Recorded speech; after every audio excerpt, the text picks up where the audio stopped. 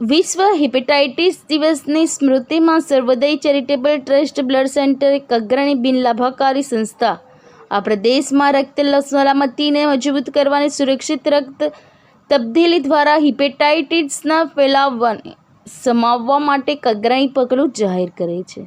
આ તરફ બ્લડ બેંકે તમામ રક્તદાન માટે અદ્યતન ન્યુક્લિક એસિડ ટેસ્ટિંગ સંકલિત કર્યું છે, જે બધા માટે સુરક્ષિત રક્તની પહોંચ સુનિશ્ચિત કરે છે। ભારતમાં વાયરલ હેપેટાઇટિસને જાહેર આરોગ્યની ચિંતા તરીકે વધુને વધુ ઓળખવામાં આવી રહી છે।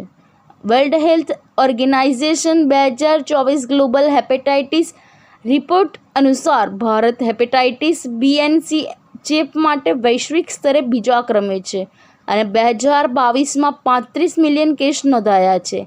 સુરક્ષિત રક્તની ઉપલબ્ધતા એ વાયરલ હેપેટાઇટિસ HBV અને HCVને રોકવા માટે સૌથી મહત્વપૂર્ણ પગલાં પૈકી એક છે। તાકીદેને ઓળખીએ તો સર્વોદય ચેરિટેબલ ટ્રસ્ટ બ્લડ સેન્ટરે ગુજરાતમાં સલામત રક્તની ઉપલબ્ધતા સુનિશ્ચિત કરવા માટે ત્રિપાંખીય અભિગમ શરૂ કર્યો છે। હું doctor Paresh Vyasa, medical director સર્વોદય ચેરિટેબલ ટ્રસ્ટ બ્લડ સેન્ટર। આજના હેપેટાઇટિસ ડે નિમિત્તે ખાસ એક અવેરનેસ ક્રિએટ કરવાનો અમારો પ્રયત્ન છે કે પેશન્ટની સેફટી માટે સૌથી સેફ બ્લડ બધા પેશન્ટને મળી રહે અને જે HIV, hepatitis B, hepatitis C ત્રણેય વાયરસના ટેસ્ટ નેટ ટેસ્ટિંગ એટલે કે ન્યુક્લિક એસિડ ટેસ્ટિંગની મેથડથી કરવામાં આવે તો આપણે 99.9% જેટલું આપણે સેફ બ્લડ દરેક પેશન્ટને આપી શકીએ અને જે વિન્ડો પીરિયડ આપણે ઘટાડી શકીએ। અહીંયા આગળ આપણે ડાયરેક્ટ DNA અને RNA જે વાયરસના છે એ જ ડિટેક્ટ કરીએ છીએ, જેથી કરીને પ્રી સીરો કન્વર્ઝન પીરિયડ છે એ આપણે ઘટાડી શકીએ છીએ અને એ સેફ બ્લડ આપણે દરેક પેશન્ટને આપી શકીએ।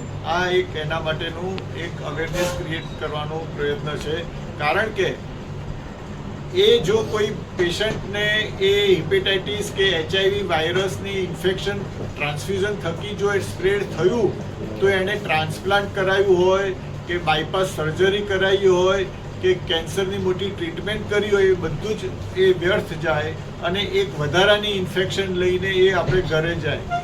એટલે એના કરતાં આટલી જ્યારે કોસ્ટલી બધી ટ્રીટમેન્ટ ચાલતી હોય તો એની અંદર એક નજીવી રકમ ઉમેરીને શા માટે આપણે સેફ બ્લડ આપણે ના સ્વીકારવું અને શા માટે આપણે પેશન્ટને એ ચોઈસ આપણે ના આપવી કે ભાઈ હવે આ એક અવેલેબલ છે તો શું કામ આપણે એ સેફ બ્લડ આપણે ના લેવું, એ આપણે એક અવેરનેસ ક્રિએટ કરવાનો પ્રયત્ન છે। Okay, thank you sir.